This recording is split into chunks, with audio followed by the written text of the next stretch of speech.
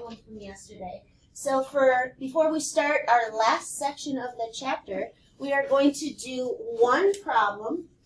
And I think I'll just extend the page and handwrite it here instead of switching windows. You were good with distance formula, the first set. You were good at finding a midpoint, the second set. Some of you were struggling with the third one. And if you hit show example or video, Delta Math did it in about this much with a formula. Did you notice that? And we don't need one. So it's one where I taught different than Delta Math. So what I want you to do is one review problem right here from yesterday. And it's the kind where they give you the midpoint. So I'm going to say my midpoint is at -1, 2. So that's in the middle of some segment that's graphed on the coordinate plane, 1 to the left and 2 up. I'm in the middle of it. And one of the endpoints, which I'm going to call A, I'm not going to write endpoint A, I'm saying it. You were given. So I'm going to say one of the endpoints was maybe 5 and then -1. And it asked you to find the other endpoint, and it was pretty much always B. So then it would say find B, which was the other endpoint. You guys were really good. The distance formula, ton of green checks. Finding the midpoint, ton of green checks. This, if you didn't remember from the notes, clicking on the help in Delta wasn't helpful, and I don't want to leave you hanging. So in the notes yesterday, I said that if you walk 4 steps to get to the middle, to get to the other end, you walk 4 more. So you're going to use that theory with this type of problem. You're going to walk to the midpoint and then keep on walking. Just make sure that you start at one of the endpoints. And that's one of the issues, is if they're not listed in order, you're going to go backwards. All right? So one of the endpoints was A. We're going to walk to the middle. Yesterday in the notes, if you were absent, I called it stacking them. And then you're going to keep on walking in the exact same direction. So if you went 3 back to get to the middle, you're going to keep going 3 back, right? If I go 8 steps forward to get to the middle, I go 8 more to get to the other end. So you have to see how many steps and in which direction. So on a number line or a thermometer or in football, if I am 5 yards ahead of the line of scrimmage, and then I end up 1 behind it, I went back, right? Or think temperature 5 degrees to -1, it's going back 6 to get to the middle. So for you to get to the other end, you need to keep going back 6 more. So 6 back to the middle, 6 back to the other end. Does that make sense? It's way easier than the big formula. So when I go -1 and I back it up 6, I'm at -7. On a number line or with football or a thermometer, if it's 1 below 0, and then we get to the middle of the day, the middle temperature of the day, and it's 2 above, that's a rise of 3 degrees or a gain of 3 yards to get to the middle. So you're going to duplicate that to get to the end. So this is in the middle of these 2 points on a coordinate system. You could check it by adding, maybe 1 + 5 is 4, and dividing by 2. You see how it works? So if you have to work it forward to backwards. Does that help? Because a couple of you asked me at the beginning of the hour. Is that helpful?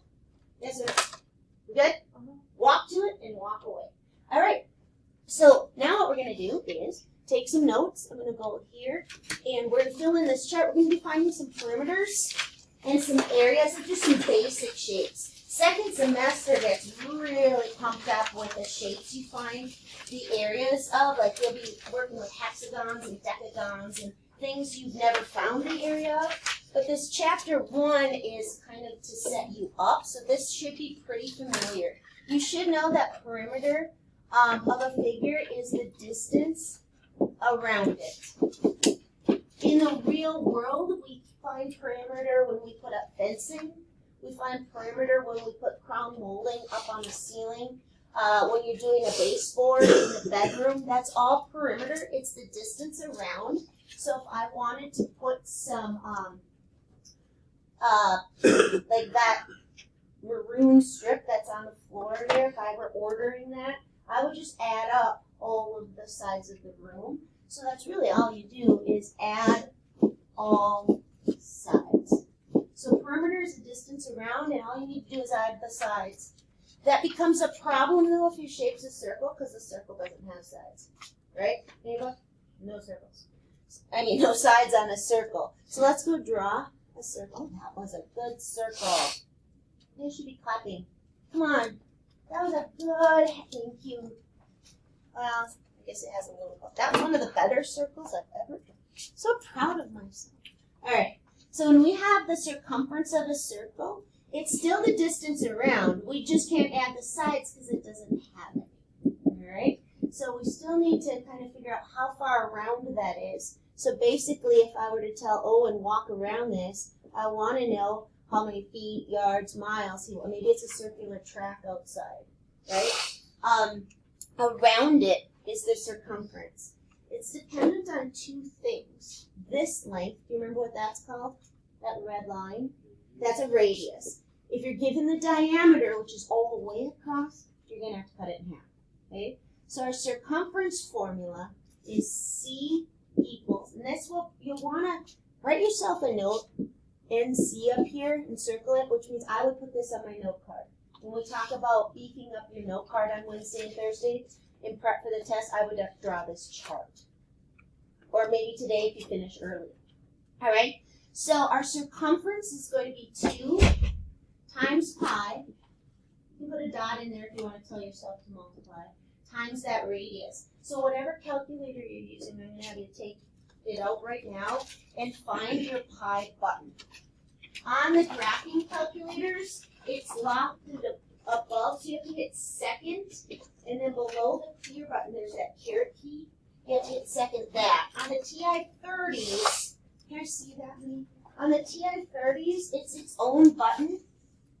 Oh, yours is different. Yours is a Casio. I thought this was a TI-30. You can search for your pi. I see it. You have to hit second, and it's way down here. On the TI-30-ishes, it's its own button, which most of you have this 30s. It's its own button on the left. Again, graphing calculators, TI-33, 34, 35, 83, 84, 85, all those. Second, and then the caret key, there's a little yellow. Did anyone not find their pi key on their calculator? Are we good? You didn't? Second, so hit the yellow second button, and right below the clear, there's a little, it's called a caret key, and above it there's a pi. Did you find it now? She's got it. All right, we've all found our pi buttons. So next up, we're going to be finding area. Area covers the surface. This is when you order carpet, when you lay sod in your yard. The ton of this stuff gets done in the real world, by the way, and with these shapes. I was telling the last class, my husband and I are in the process of finishing our basement, and he's been calculating perimeters and areas of things quite a bit. All right? So we cover the surface. We're going to do mainly 2 shapes because they're the same. So I have 3 blocks here. But today we're going to work with the rectangle, which last hour they told me, I said, you guys taught base times height or length times width. They said base times height was what was familiar to them, so we'll keep that.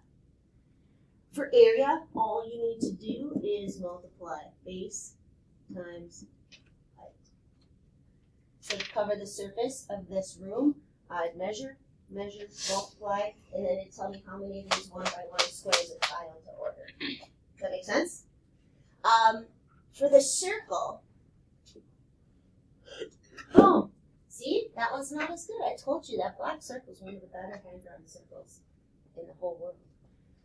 It also depends on the radius. They did remember this formula last hour. They were super quiet, but they remembered it. Anyone remember how you get the area of a circle? It's equal to, what do you think? Pi times r squared. Excellent. I know I told you I wasn't going to be talking too much because I'm recording, but I can't help it. So it's going to be pi times the radius squared. Put that on here. I have the last box open for the square because sometimes the square gets its own formula. Because for a square, remember these dashes, it means that those are all congruent. For squares, sometimes, because you do base times height, you'll be doing a number times itself, right? So 7 times 7, or 8 times 8, or 9 times 9. Sometimes for the square, it gets its own formula of side squared. All right, so those are our formulas we're going to use for finding perimeter and finding area. Did I make it too fast, or are we good to roll? You're good. All right, looks like I'm going at a good speed. So let's go forward. So first of all, we've got a club. Botany means they work with flowers. They're going to put edging on the outside of the path in the garden. So you have the green is the garden. This is the outside path right here. And edging is right here. So the first thing you'd have to decide when you're going to go to Home Depot and order edging is, are we going to be ordering a perimeter, or are we going to be ordering area? Perimeter, exactly, Tristan. So in order to order this, I'm going to need to add up the sides. These are the measurements they've taken. The garden itself, so I know yours isn't very easy to see. So the garden itself is 16 by 22. But then the path around the garden is 4 feet wide. So that's 4. Can you guys see that on yours, or is it too dark? You might want to draw 4 up here and point at it. But they're telling you that the path is 4 away from the actual garden. So before I go to Home Depot and order this edging, I'm going to have to figure out how much feet of it I need. If I just go 22 plus 16 plus 22 plus 16 and place that order, what's going to happen? I'm going to have to go back, right? Because I have to make sure I go out 4 on each side. So I have to do the 22 for this length right here, and then add the 2 edges. So basically, this right here is 30. Similarly, this guy right here is 16 for the garden, but then I have the 4 this way and the 4 that way. So it'd be 16 plus 4 plus 4, or 24, right? So do I multiply or do I add? So now I figured out that it's 30 by 24, correct? Do I do 30 times 24 and go place my order? What do you think? Yes or no?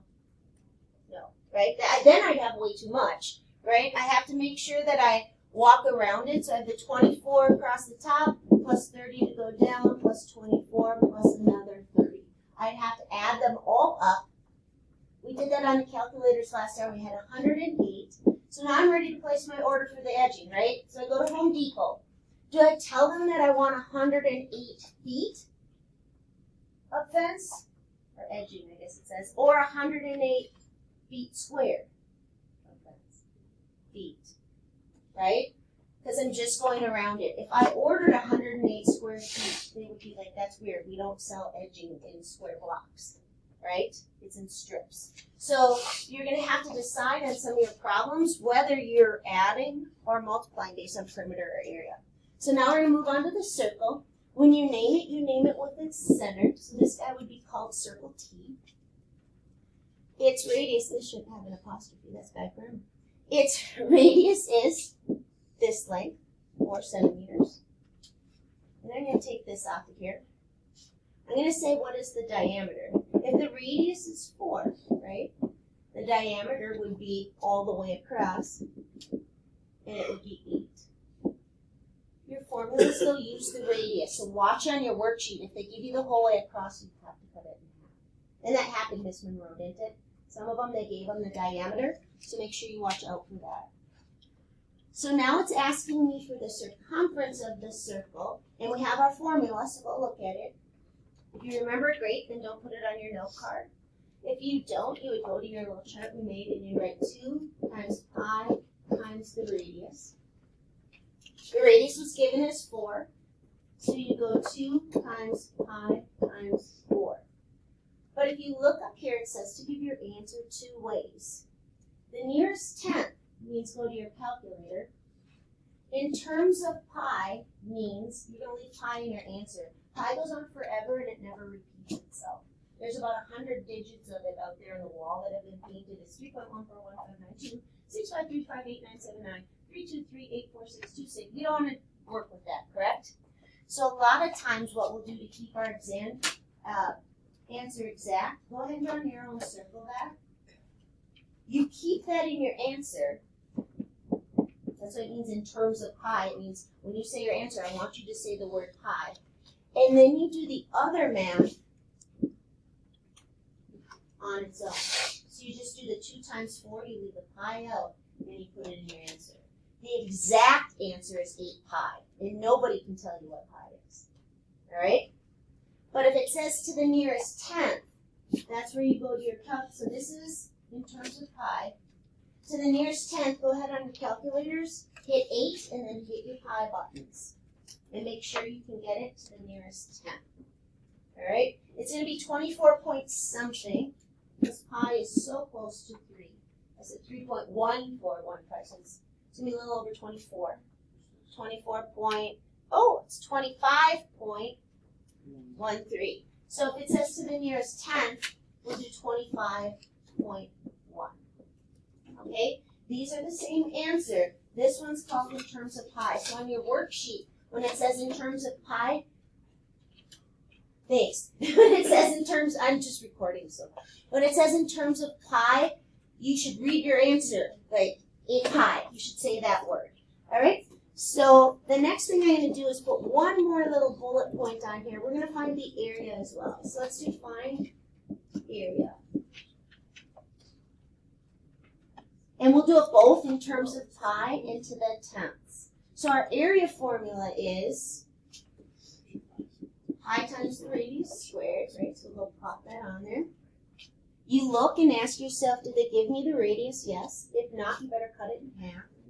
So you're going to do pi times, pi times 4 squared. If it says in terms of pi, what are you going to write on the answer blank? And what are you going to say? Pi. Okay? So the pi is going to stay there. You're going to do the 4 squared in your head or on your calculator. And 4 squared is 16. So when I read this answer, I'd say 16 pi. That's in terms of pi.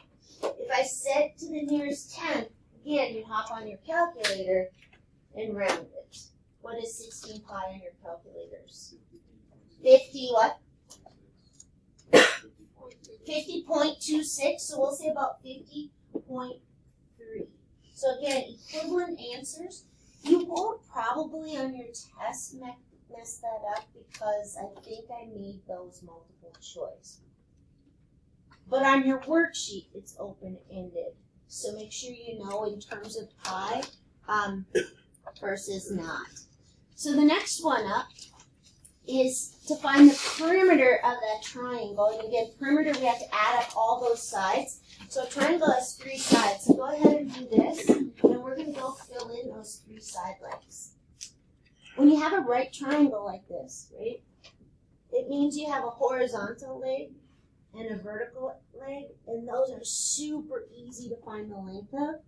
You can count the boxes, or you can just say, well, they're both down at -2, so it just goes from -3 to 3. Or you can go 1, 2, 3, 4, 5, 6 boxes, but that's 6. Cool. So there's 2 of them that are going to be super easy to find. This one is going from -2 up to 6. You can say, well, that's 8. Or you can count the boxes. 1, 2, 3, 4, 5, 6, 7, 8. All right, so there we go. It's the diagonal one that you're going to have to do some work for, right? And that comes from yesterday's stuff. To get this length, you can't count the boxes because they're not hitting right. So you're going to need your distance formula. I would highly suggest you use the shortcut for this kind because you've already found the distance between the x's and the distance between the y's. So I would just throw my square root down. And if you subtracted your x's, you would get a 6. That's how far apart these are. If you subtracted your y's, you would get an 8. What is wrong with what I purposely wrote wrong up there? You guys remember from yesterday? Because I didn't review this kind of at the beginning of the hour. The squaring. Yeah, thank you. It's how far apart the x's are squared, how far apart the y's are squared. Okay? So then you just go square them. 6 times 6 and 8 times 8. We can do that in our heads or in our calculator. They add up to a really nice 100. You know why I say really nice 100? What's the square root of 100? 10. So this is a really nice answer. For your homework, there's 2 of these. One is really nice. The other is decimal. it'll go, like if you've already in something not so nice. So when I travel around this or find its area, I would do 6 plus 8 plus 10, and I label it 24 units. I walked around the triangle. All right? I know it's hard when I'm recording, I don't talk to you very much. We're not going to do this guy because I forgot.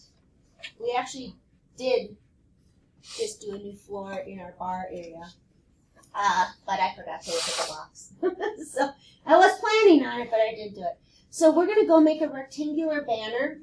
We're going to change its dimensions to 2.5 feet and 5 yards. So go ahead and change that so it's more like how you're going to be assessed on it. That says yard. I don't know why my pen went weird. And then we're going to do to the nearest square foot how much material we need. Are there 3 of these on the worksheet, I think?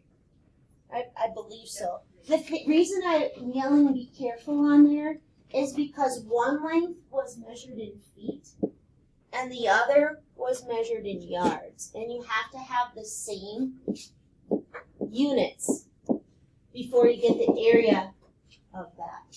So it's easier to convert the bigger one. What did I just say? It's easier to convert the bigger one because it's easier to multiply than it is to divide. So feet and yards are bigger. How many feet are in a yard? 3. You need to know that for your worksheet. How many inches are in a foot? 12. You need to know that. And the other one was how many centimeters are in a meter? Centi. Cents in a dollar, centipede. Yeah. So we're going to take that 5 yards and we're going to multiply it by our 3 feet per yard.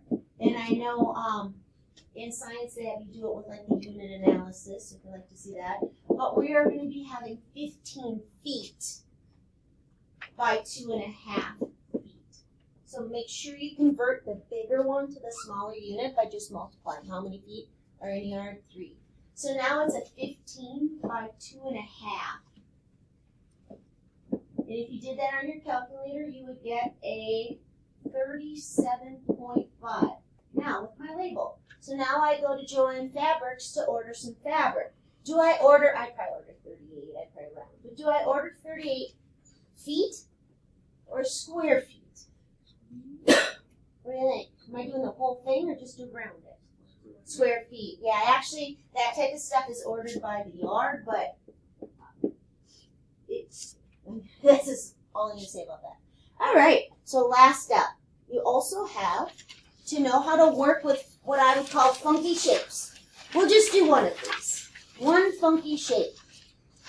So it says to find the area of this shaded region, but it's not a rectangle or a circle. But what do you think I'm going to chop it into? Squares and rectangles. Yeah, exactly. Now you can chop however you want. If it's more natural for you to go like that, do that. Or if it's more natural for you to go down. I feel like this is more natural for me. So I'm going to split mine like that. Okay? So now I have actually several different shapes up here that I'm going to find the area of. Are you ready? By the way, what does this little dash mark mean? These two are the same, so this is 9 all the way across. This means this is 3, and this is 3, and this is 3, and this is 3, this is 3, and this is 3. So Shelly said squares, and I'm definitely seeing a square here. 3 by 3, that's 9. The other one I'm definitely seeing is a rectangle up here where I know the base and the height. So 9 times 3 is 27. The one that's maybe messing with my head a teensy bit is this one in the middle right here. And there's a couple options. I can split it into 2, right? Or deal with it as a whole, but I have to be careful. Okay, are you ready? So what is this length right here? 3. So that's easy. My problem is the height of it. So if I want to deal with it in one big chunk, who said that? It's 6 Zach. How are you seeing that?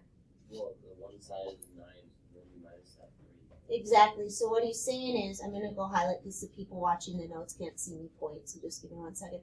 So what he's saying is this side right here was 9, but from here to here is 3. So the difference, this, would be 6. Excellent. So that middle one right there is going to be 3 by 6 or 18, which I not. I guess I better switch colors just for people watching. It's going to be 3 by 6 for an 18. So what do I do with those 3 numbers? Yeah, I'm going to add them up. Yep, I've got the area of that rug, the area of this rug, and the area of this rug. I need the area of the entire thing. So we would do 27 plus the 18 plus the 9. All right? And I don't really care what it is. Just add them up. So I'm going to stop the recording. And then what we do